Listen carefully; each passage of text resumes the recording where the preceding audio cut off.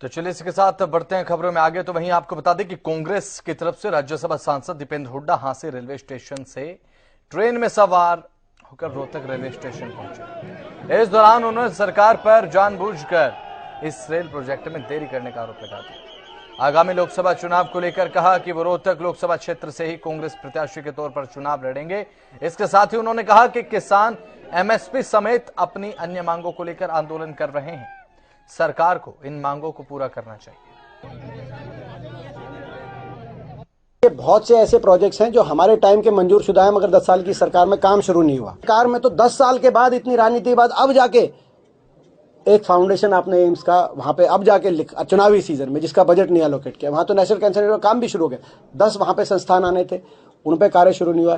महम का अंतर्राष्ट्रीय एयरपोर्ट आपने जैसे कहा कि वो यहाँ पे डोमेस्टिक एयरपोर्ट हिसार के अंदर और करनाल के अंदर बनने थे, ये उस समय मंजूर करे थे। निश्चित तौर से मैं रोहतक लोकसभा चुनाव से जो है यहाँ पे चुनाव लड़ूंगा और चुनाव लड़ेंगे ही नहीं। मुझे विश्वास है कि लोगों का आशीर्वाद मिलेगा। यहाँ से निश्चित तौर से कांग्रेस पार्टी आज जो है के उम्मीदवार के रूप में मेरे को रोहतक लोकसभा क्षेत्र के लोगों का आशीर्वाद मिलेगा। हम लड़ेंगे, हम जीतेंगे। अब सरकार आखिर में आके जब किसान दोबारा से अपनी बात उठा रहे हैं तो सरकार कह रही है कि वो एमएसपी 5 पे दिलवाएंगे या किस पे दिलवाएंगे।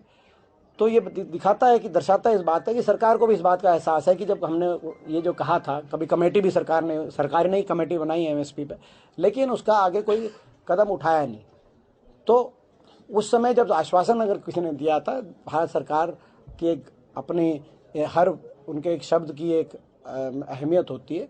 अगर कहा गया था तो उस बात को देखते हुए किसानों से बातचीत के माध्यम से इसका तुरंत से समाधान किया जाए।